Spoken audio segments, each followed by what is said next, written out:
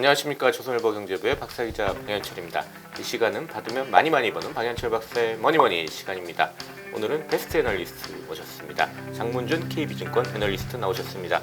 안녕하세요. 안녕하십니까. 네, 장문준 애널리스트는 이제 조선일보하고 금융정보업체 FN가이드가 공동 주관한 2021년 베스트 애널리스트 평가에서 건설하고 리츠 분야에서 베스트 애널리스트로 선정되셨습니다.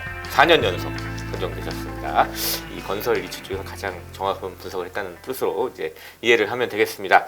그래서 오늘은 장문준 애널리스트와 함께 먼저 이제 건설업 전망과 투자 아이디어 이 얘기를 먼저 해보도록 하겠습니다.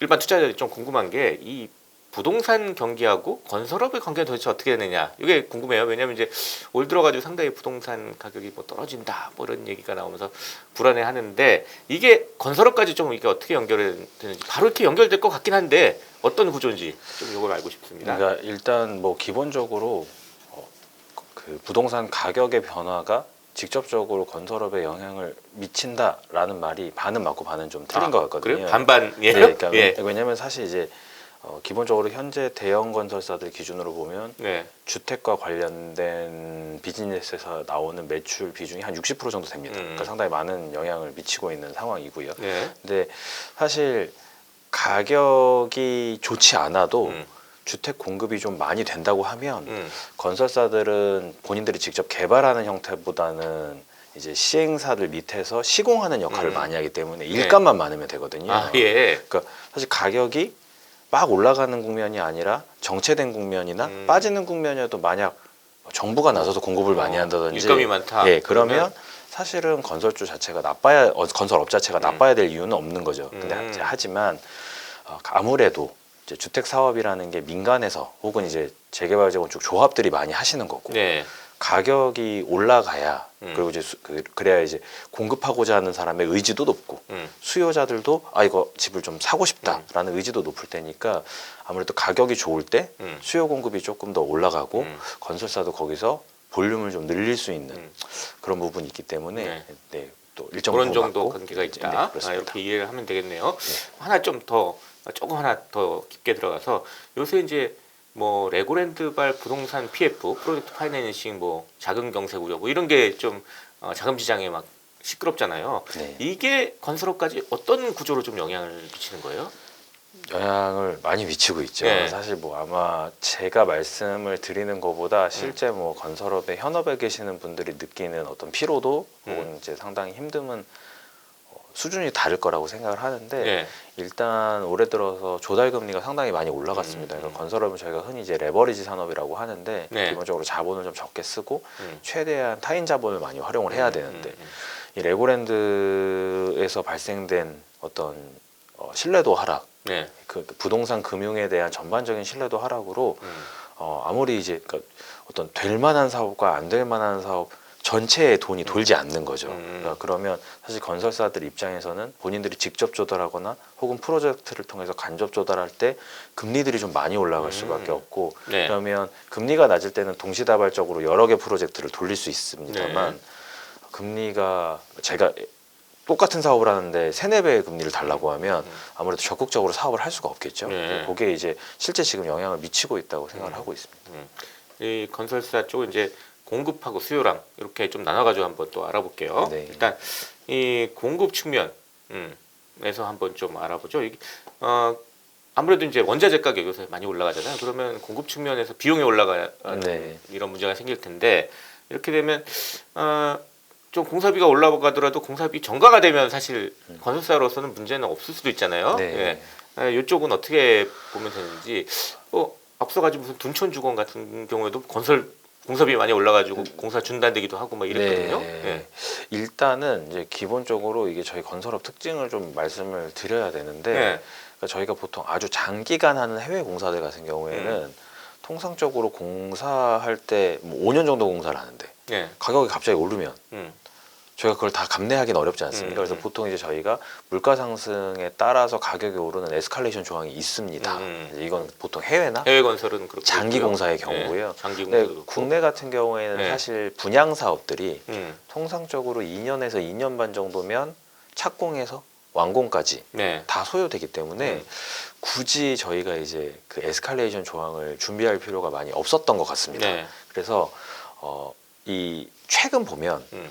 새로 수주하는 건설사들이 새로 수주하는 재개발 재건축 프로젝트들이나 아니면 아파트 사업들은 단가가 많이 올라갔거든요. 평당 분양가가 전가가 되기 시작했습니다. 네. 이미 가격이 많이 올라가고 있는데 문제는 재작년, 작년 올해 분양한 친구들 같은 경우, 그 사업지들 같은 경우에는 사업 시작할 때 에스컬레이션 조항이 있었던 경우가 많지 않고 한국은 그게 일반적이지 않아서 그거를 업체들이 감내해야 되는 경우가 많고요. 그래서 실제 올해 들어서 1분기부터 실적들이 조금 다 훼손되기 시작했습니다. 건설사들에서. 네. 결론적으로 말씀드리면 가격 전가가 가능한 산업이지만 이미 분양해 놓은 것들에 대한 가격 전가는 안 되는 구조인 거죠. 그런 상황이군요. 네.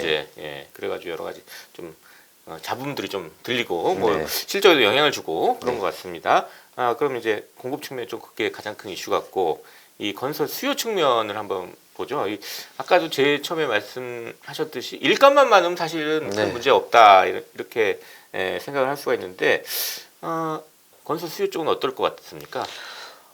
이게 사실 그 좀 어려운 부분인데 네. 기본적으로 수주 측면으로 보면 수주는 늘기는 어렵지 않겠냐라고 봅니다. 그러니까 네. 기본적으로 전체 산업 전체로 봤을 때 수주는 늘지 않을 가능성이 높고요. 네. 그나마 대형 건설사들이 조금 더 수주를 하게 음. 되긴 하겠지만 총량을 늘릴 수 있는지는 조금 고민이 되는 지점이고 네. 그 이유는 뭐냐면 기본적으로 일단 정부가 지출하는 것의 비중이 좀 많이 줄었습니다. 그러니까 전체 건설사들이 수주하는 것에서 민간 네. 쪽에 일단 비중이 중요한데 지금 생각해 보시면 금리가 높고 여러 가지 PF들 쪽에서 문제가 있는 상황이기 때문에 시행사들이 주택 사업을 하기는 좀 어렵거든요. 적극적으로 하기. 네. 근데 이제 재개발 재건축으로 넘어가면 재개발 재건축은 수주는 빨리 쌓이는데 아시지만 이제 조합은 상당히 많은 절차를 거쳐야 되니까 네. 그게 실제 매출로 반영되는 또 시간이 오래 걸립니다. 그러니까 수주는 늘 수 있긴 한데 매출로 바로 이어지는 수주가 느느냐는 좀 아니다라고 말씀을 드릴 수가 있는 거죠. 조금 수요 쪽도 좀 어려워 보인다. 뭐 이렇게 말씀하셨네요. 근데 최근에 정부가 많이 좀 규제를 풀고 있잖아요. 또 네. 대출 규제도 풀고 있고 뭐 서울의 대형 재건축 단지에 대해서도 허가가 계속 나오고 그런데 이런 것들이 좀 그래도 수요를 좀 자극할 수도 있지 않을까요?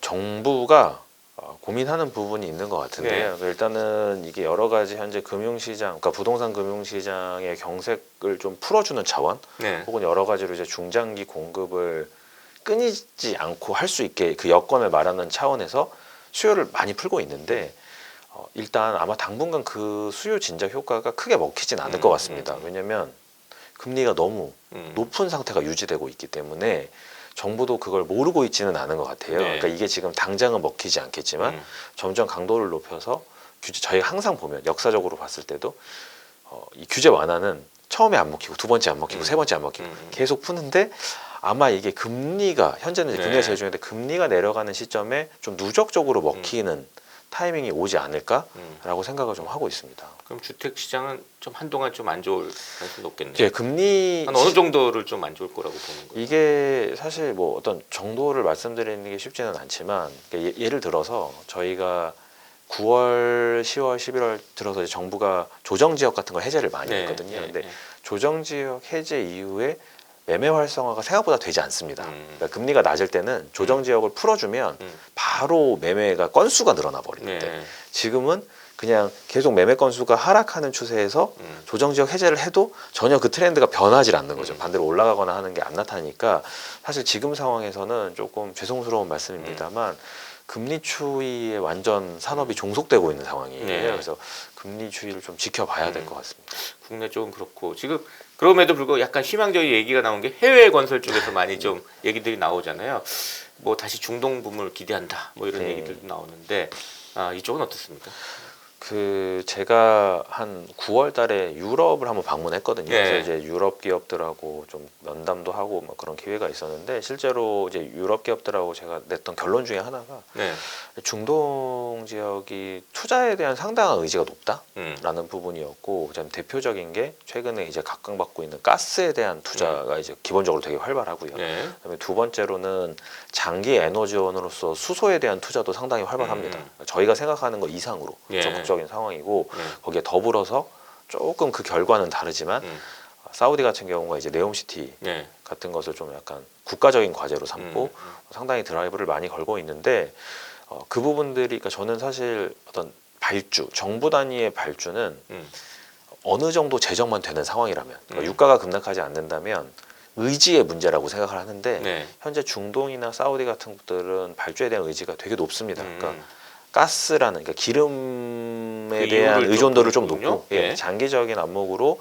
이제 가스와 수소에 대해서 좀 집중을 하는 모습이 있고, 가스와 또 하나, 수소. 예. 그리고 이제 그 석유 시대 이후를 대응하기 위한 그 또 어떤 도시의 설립, 이런 분들을 추진하고 있는 거라서 상당히 프로젝트들이 가시성 있게 이제 진행이 될 거다라고 생각을 하고 있습니다.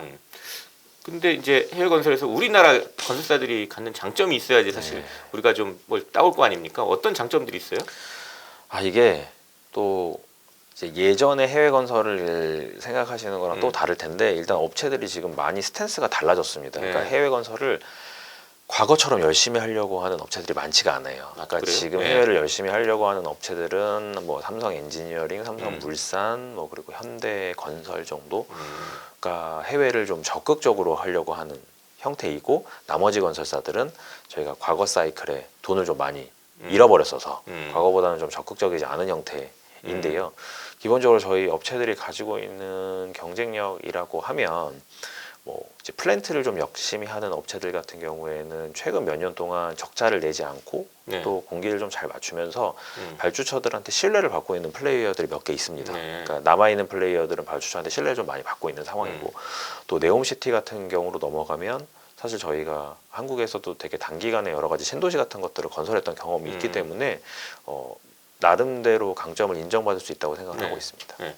건설업 어려운 상황이지만 그래도 투자 아이디어는 찾아야 될 것 같은데요. 예. 네. 건설 쪽의 뭐 토픽이나 어떤 쪽을 좀 주목을 해봐야 되는지. 좀 사실 저희가 이제 연간 전망을 제가 좀 작성한 게 있는데, 작성하면서 이제 말씀드렸던 게 최악의 우려 속에서 찾는 투자 기회였습니다. 그러니까 네.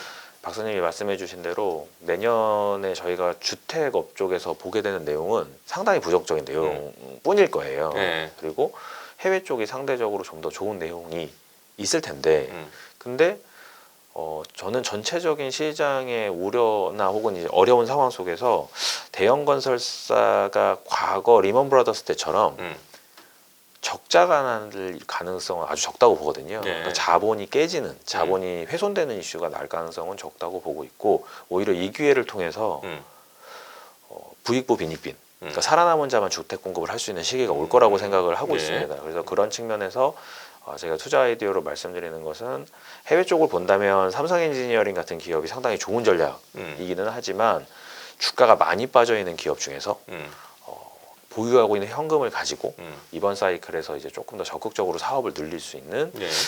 DLENC, 과거 이제 대림산업 같은 기업들이 조금 좋은 기회가 있을 수 있지 않을까. 이제 리스크에 대한 노출도는 되게 적고 네. 현금을 많이 가지고 있으니까 돈을 안 썼던 부자 같은 느낌이거든요. 그래서 그런 측면으로 좀 말씀을 드리고 있습니다. 예. 자, 오늘은 장문준 KB증권 애널리스트 모시고 건설업 전망과 투자 아이디어에 대해서 얘기를 나눠봤습니다. 마지막으로 저희 시청자, 구독자 여러분께 마무리 인사 부탁드리겠습니다. 네, KB증권에서 건설과 리츠를 담당하고 있는 장문준 연구원인데요. 뭐 건설업이 2022년 상당히 안 좋았습니다. 2023년도 상당히 어려운 한 해가 될 것으로 예상되지만, 그 와중에서도 좋은 투자 기회를 찾으실 수 있으셨으면 합니다. 예, 감사합니다. 지금까지 장문준 KB증권 애널리스트, 그리고 저는 조선일보 경제부의 박사기자 방효실이었습니다. 그럼 다음 시간에 또 뵙도록 하겠습니다. 감사합니다.